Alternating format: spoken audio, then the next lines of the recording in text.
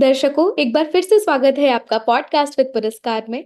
मैं हूं आपकी होस्ट शुभांगी और आज हमारे साथ अतिथि के रूप में मौजूद हैं हमारे देश के नामचीन लेखक अजय पांडे सर। सर, सबसे पहले तो आपकी back to back hit books जैसे you are the best wife, her last wish, इन सभी बेस्ट सेलिंग किताबों के लिए आपको बहुत बहुत कंग्रेचुलेशंस। मैं अमेज़न पे, फ्लिपकार्ट पे इनके रिव्यूज़ देख रही थी, आपकी वेबसाइट पर भी देख रही थी और टेस्टिमोनियल से लेकर रिव्यूज़ तक काफ़ी ज़्यादा अच्छे हैं। लोगों को, पाठकों को आपकी किताब बहुत पसंद आ रही है। तो इसके लिए तो आपको मैं कांग्रेचुलेट करना चाहूँगी एक पाठक वर्ग की तरफ से कि आपकी अच्छी लेखनी को हमको इस एज में पढ़ने का मौका मिल रहा है।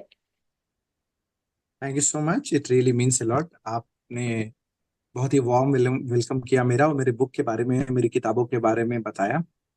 And this really means a lot to me. Thank you. Sir, पर ये तो वो बातें थी जो मुझे अमेज़न से, आपकी रिव्यूज़ से, बुक से, आपके ब्लॉग से पता चली। पर मैं आपसे आपके बारे में जानना चाहूँगी थोड़ा कि इन किताबों को लिखने का आपका प्रेरणा स्रोत कैसा रहा? और एक और चीज़, मुझे पता चला कि आप आईटी इंजीनियर थे कॉग्निजेंट में। तो एक आईटी जी, इंजीनियर ने लेखकी का कलम उठाने का चयन कब किया? देखो क्या होता है कि बहुत से लोग कंफ्यूज रहते हैं। हाँ जी। तो लाइफ में मैंने बहुत ऐसी चीज की है प्रोफेशन के नाम पे जो कि I can not define myself कि यही मैं हूँ। मतलब मैं I I started my career into sales. मैंने सेल्स किया है। 5 साल तक मैंने सेल्स में जॉब किया है। फिर मुझे लगा सेल्स में मेरी रिस्पेक्ट थोड़ी कम हो रही है और स्ट्रगल ज्यादा है, तो मैं आईटी में आया। सो अभी मैंने 4-5 साल मैंने आईटी में, 5-6 ईयर्स मैंने आईटी में जॉब किया। फिर मैं राइटर बना and from 9 years I am writing books. फिर मैं from 7 years I am relationship counsellor. तो अगर आप मेरी जर्नी देखें तो I had been exploring different dimensions of life, different career options in life. तो जहां दिल लगता है वहां जान लगा दो, जहां दिल ना लगे वहां से कुछ और काम स्टार्ट कर दो। तो this is pretty much about my self.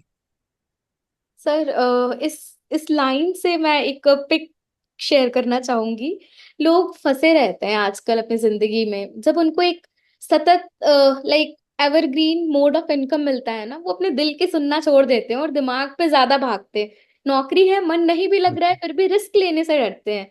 फिर ऐसे में आप जैसे लोग जो एक प्रेरणा स्रोत हैं करियर चेंज करते रहने के या फिर उन कामों को करके ख्याति प्राप्त करने में, मुझे एक टर्म है जापानीज का इकिगाई।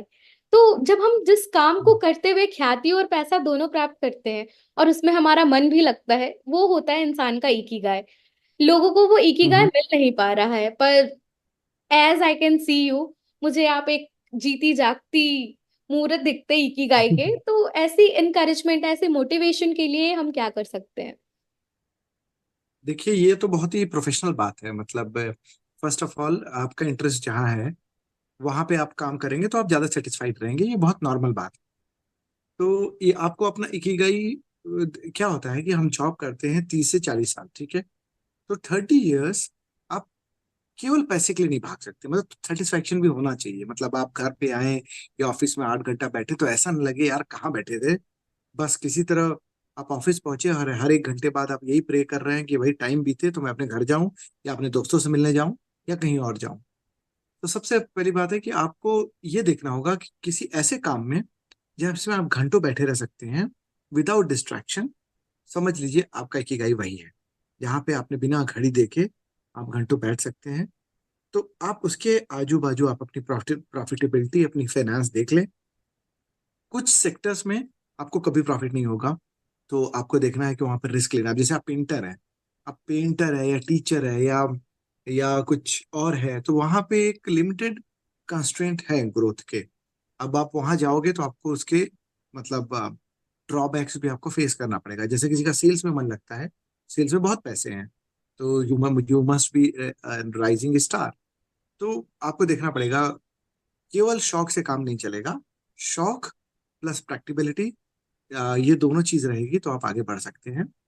तो फाइनेंशियली अगर कोई मुझे फॉलो कर रहा है, ये फुल टाइम ऑथर है या फुल टाइम काउंसलर है, तो मुझे भी हो जाना चाहिए, तो दिस इज बैड। बिकॉज उनको पता नहीं है कि मैं कितना अर्न कर रहा हूँ एंड क्या मेरी रियलिटी है।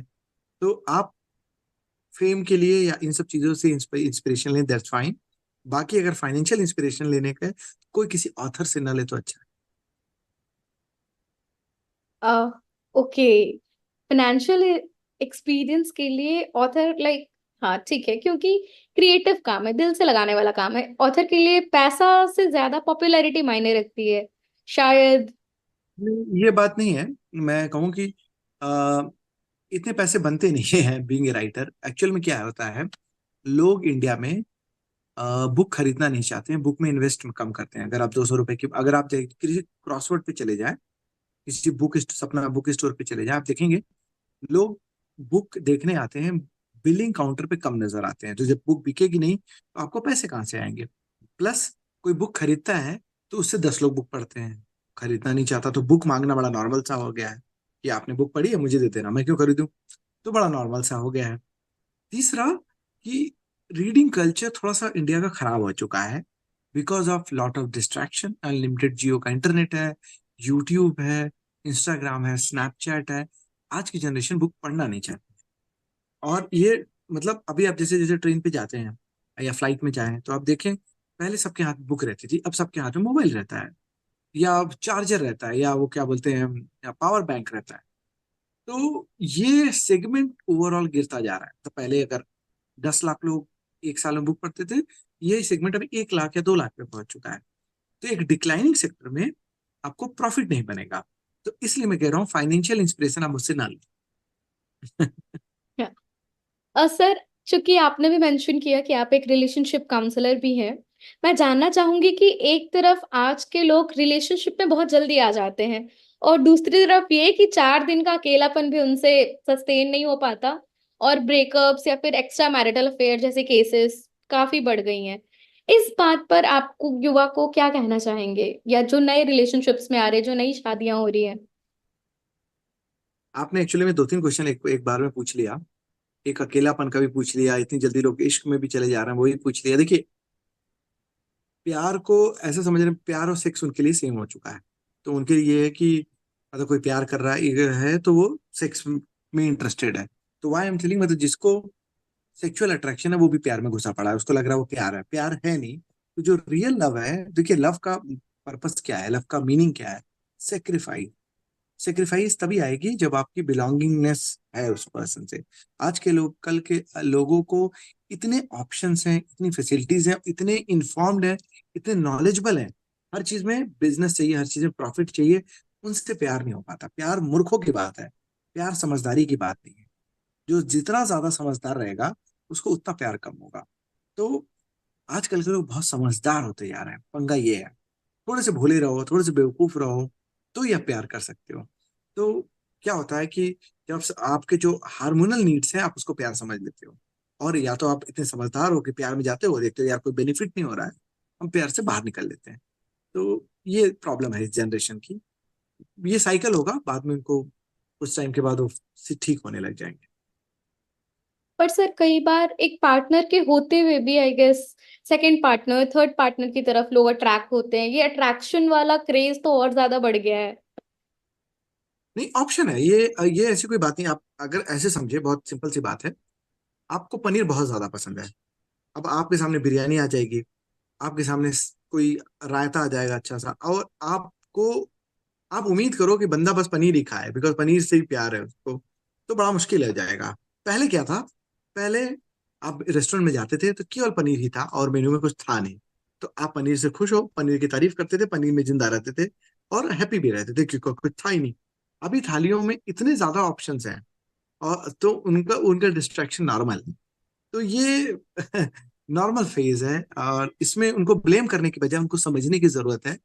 That is a part and parcel of availability, options, और डिजिटल वर्ल्ड। मतलब कोई अगर लड़की कोलकाता में है तो भी आप उससे प्यार कर सकते हैं, कोई लड़का अगर दिल्ली में है और आप मुंबई में है तो भी आप उनसे प्यार कर सकते हैं। इतनी ज्यादा अवेलेबिलिटी है अभी। अब कोई बगल में है तो ही प्यार होता था, पड़ोस में है तो ही प्यार होता था, या कॉलेज में है तो ही प्यार होता था, क्योंकि अवेलेबिलिटी ही नहीं थी। तो ये अवेलेबिलिटी का इश्यू है। किसी लॉन्ग टर्म सस्टेन पॉइंट पे इंसान को फील होगा आने वाले समय में कि फुल स्टॉप लगाना है, या ये सिलसिला चलता रहेगा?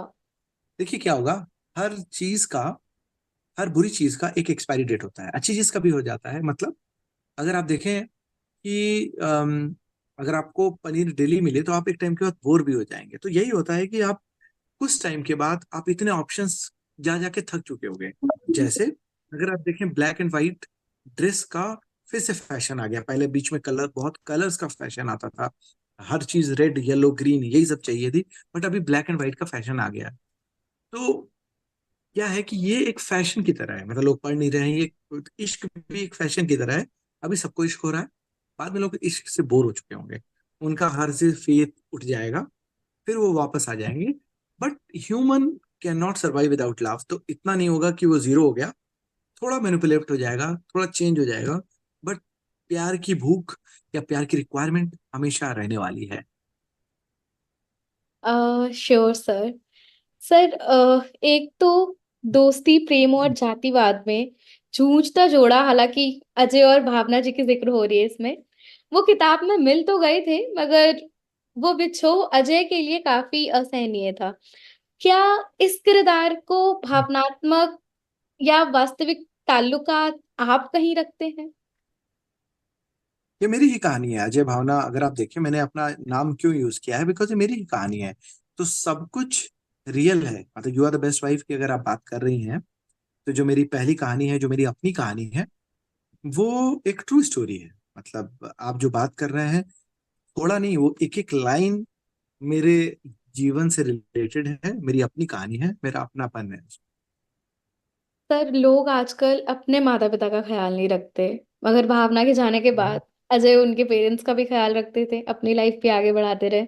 ये काफी प्रभावशाली चरित्र था उस किताब का, और ये आज के युद्ध को भी इस संकीर्ण सोच से निकल कर बाहर निकलने की जरूरत है। आप इस पे क्या कहना चाहेंगे? नहीं, आजकल की जनरेशन भी करना चाहती है और करना करती है। मैंने जो सोचा, मैंने ये सोचा कि देखिए, माँ बाप को केयर से ज्यादा चाहिए कि वो एक दिन में आधा घंटा बात कर।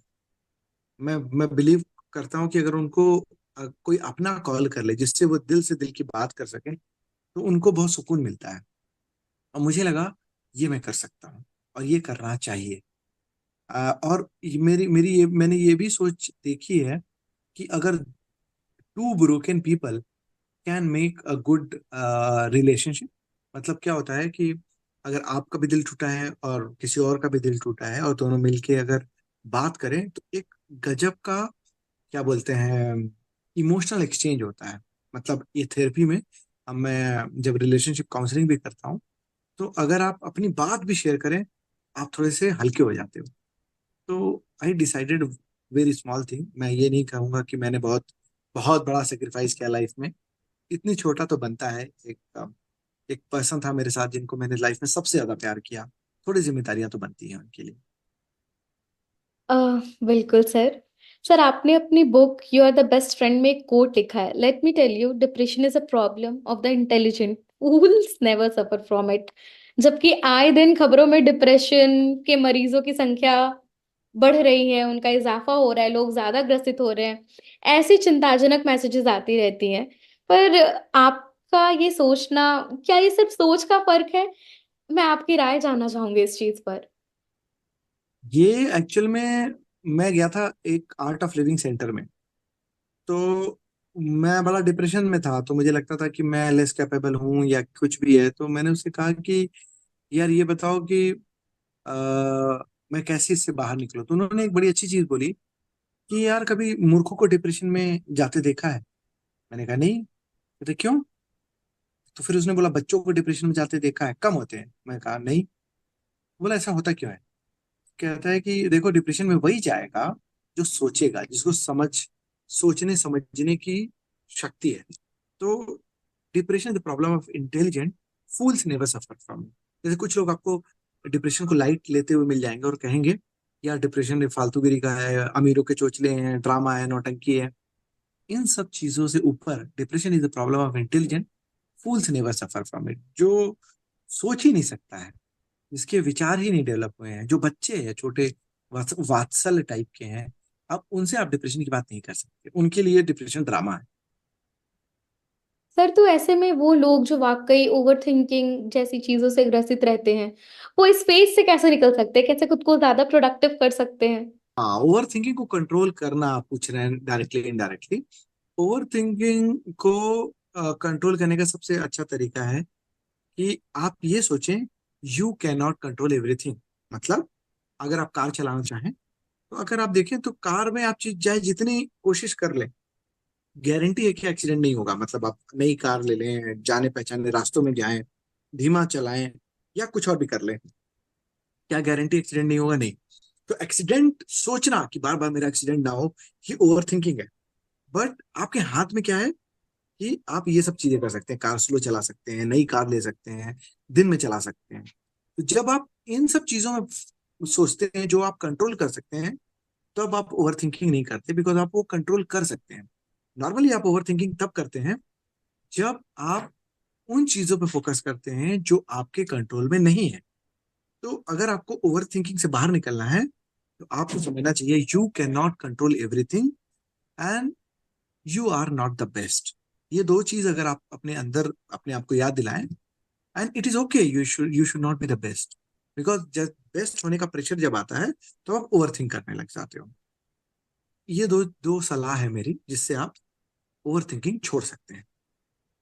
Sure sir. एक प्रोडक्टिव वे है अपने आप को ये मानना कि हम सब चीजों को कंट्रोल नहीं कर सकते और हम सबसे श्रेष्ठ भी नहीं हो सकते। जो जिस गति से चल रहा है चलता रहे, हम बस अपना या बेस्ट दे सकते हैं, बाकी फल हमारे हाथ में नहीं। सर, आप जी। Book a girl to remember में चरित्र परिवर्तन की खूबसूरत बुनियाद खड़ी की हुई है पीहू और नील की कहानी ने। इस किरदार आपने में पढ़ी है? सर थोड़ा सा like preface I have done, मेरा वो बुक चालू है अभी। मैंने you are the best hmm, wife और you are the best friend पढ़ी है। वो बुक चल रहा है, पर जी। लाइक मुझे बहुत सारे रिव्यूज मिले जब मैं आपके बारे में रिसर्च कर रही थी। तो author actually like the transition of Pihu और नील की और उसके मदर के किरदार को।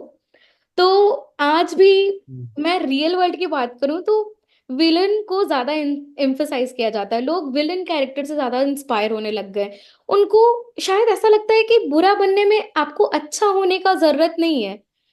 तो मतलब एक सेल्फ सेटिस्फैक्ट्री वैल्यू शायद कम लगने लग गई है लोगों को, इसलिए वो बुराई की तरफ थोड़ा ज्यादा जुझारू होने लग गए हैं। जैसे बातचीत में हाँ, गाली गलौज का शामिल हो जाना एक एग्जाम्पल है इसका। कहानी में नील तो बदल गया था, मगर हकीकत में मैं जानना चाहूंगी कि what is the perception changing in mindset of people these days. देखिए क्या है कि अभी आपने क्योंकि वो बुक नहीं पढ़ी है, तो a girl to remember is a transformation journey. एक आदमी जो थोड़ा सा वुमेनाइजर है, मतलब उसको विमेन में इंटरेस्ट है और विमेन को एक सेक्स ऑब्जेक्ट की तरह देखता है, तो वहां से बाहर कैसे आता है, तो ये उसकी कहानी है। सो अगर मैं ये कहानी समझूं, तो एक मैं बस ये मैसेज देना चाहता था, people change because of love. मतलब अगर आप देखें, एक माँ को देखें, सुबह नहीं उठती हैं, शराब पीती हैं या सिगरेट पीती हैं, ये सब कुछ छोड़ देंगी अपने बच्चे के लिए, बिकॉज वो अपने बच्चे को प्यार करती है, और कंप्लेन भी नहीं करेंगे कि आई एम सफरिंग, ऐसा नहीं होगा। Because people change because of love. तो a girl to remember a story that someone is changing and transforming because of love. Love is not always about girl का और boy का. Love can be a daughter and father as well. So a girl to remember is giving this hope.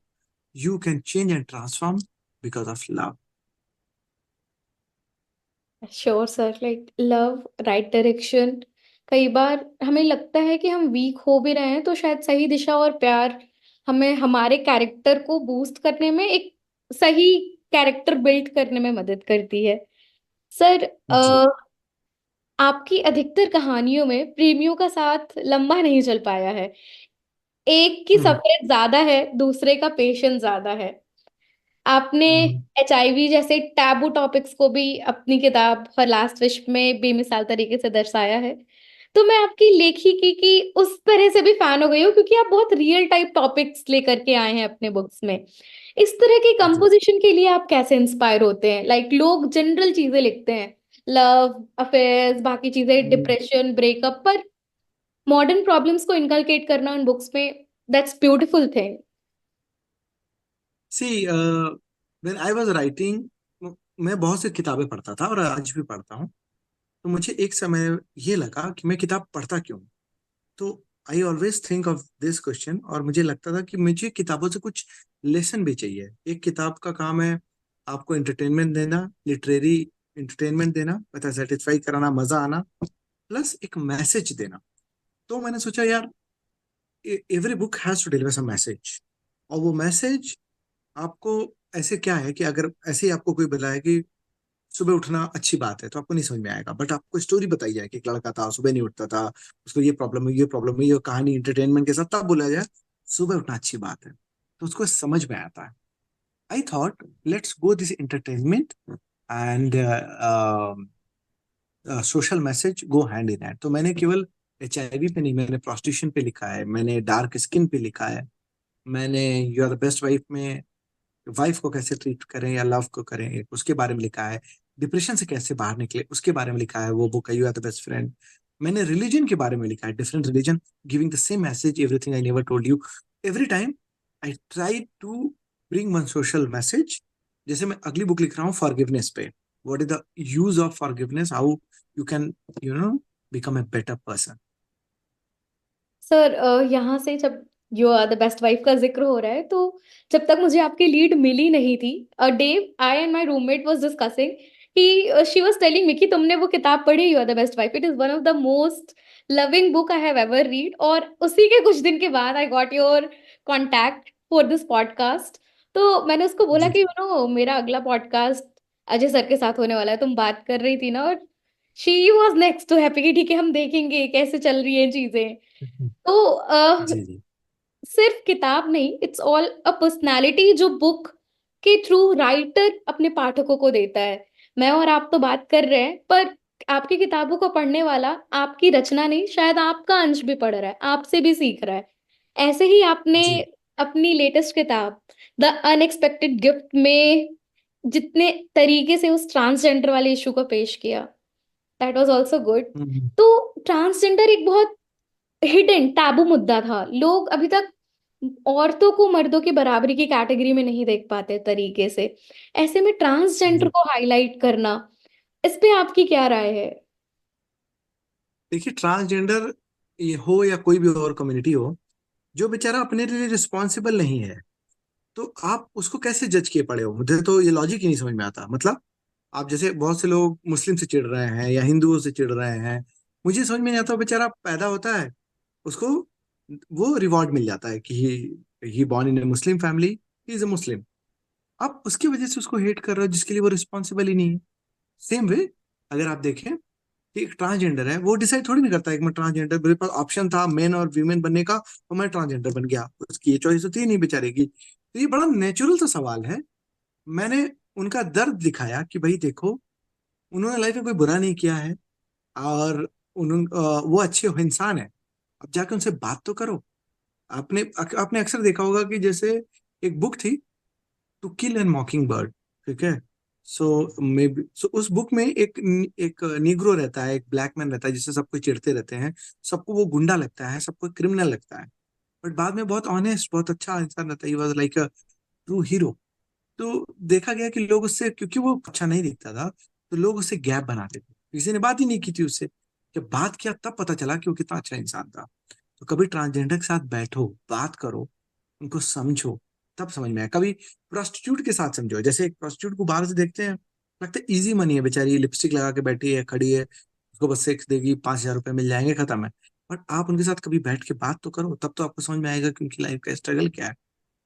तो every one having their own struggle.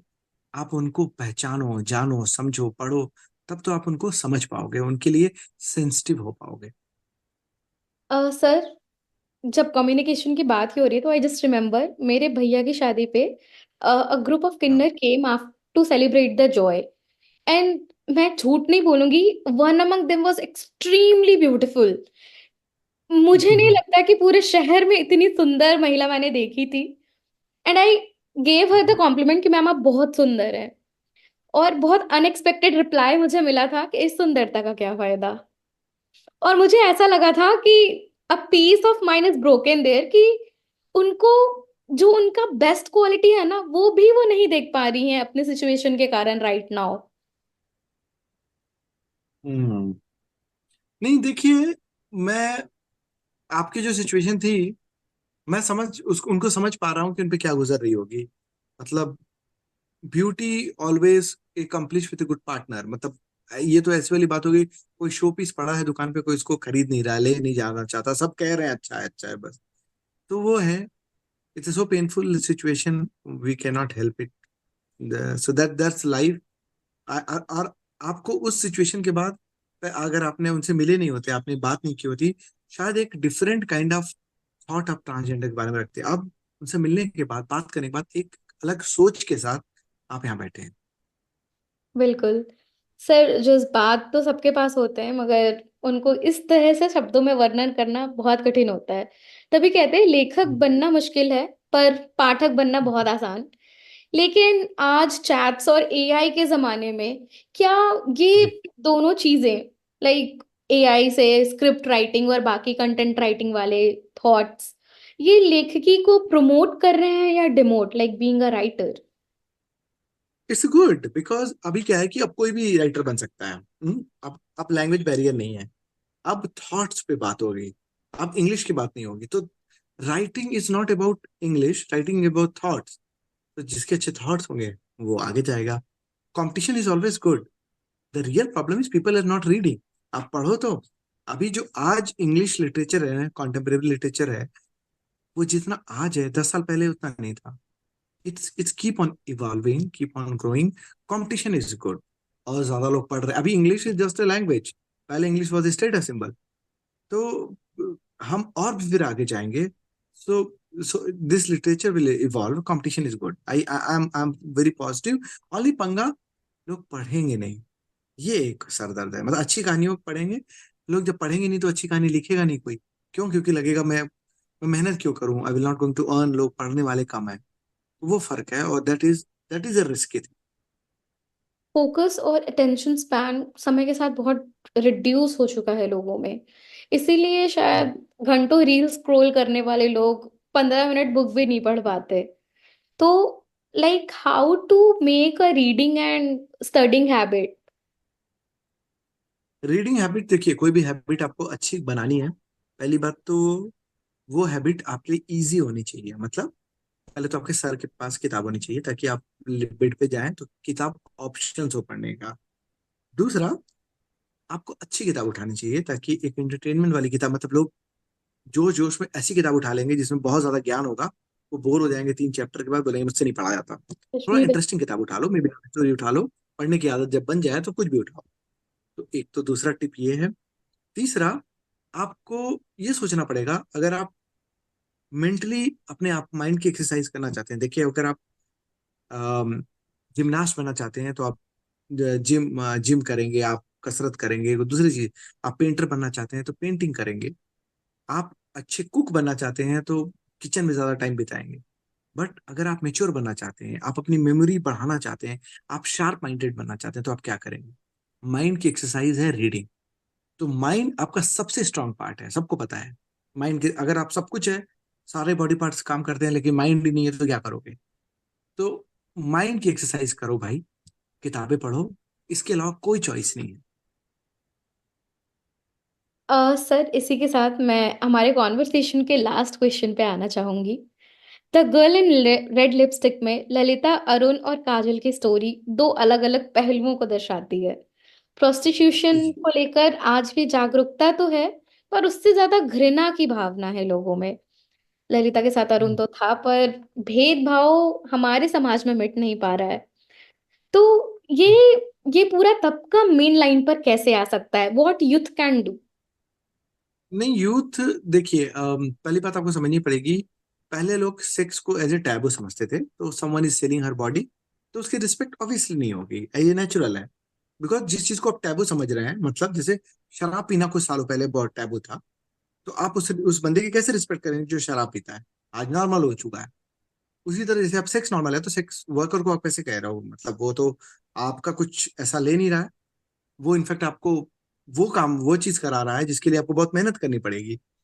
और बहुत सी सामाजिक बुराइयां भी दूर होती हैं। मैं एम्स्टर्डम गया था, वहां पे रेड लाइट डिस्ट्रिक्ट है, उसके बाहर लिखा था, मुझे एग्जैक्ट लाइन नहीं याद है, बट उसका उसमें ये लिखा था, respect our sex worker, red light workers. They they they keep women safe and help your man to be happy. ऐसा करके एग्जैक्ट लाइन मुझे नहीं याद है। मतलब आपकी औरतों को वो सेफ रखने में हेल्प करती हैं और आदमियों को हैप्पी भी करती हैं। तो उनके सोचने का तरीका बदलेगा आपका। मैं मैं तो इसके बहुत ही सपोर्ट में रहता हूँ कि इस एक्सचेंज में दोनों का भला है। मतलब कोई जबरदस्ती नहीं है, कोई इसको प्रमोट नहीं कर रहा, बट इसको पर्सनली नहीं, उस तरीके से नहीं लेना चाहिए कि कोई टैबू है। टैबू रहेगा तो आप उसका क्रिटिसाइज करोगे, तो लोग इवॉल्व हो रहे हैं।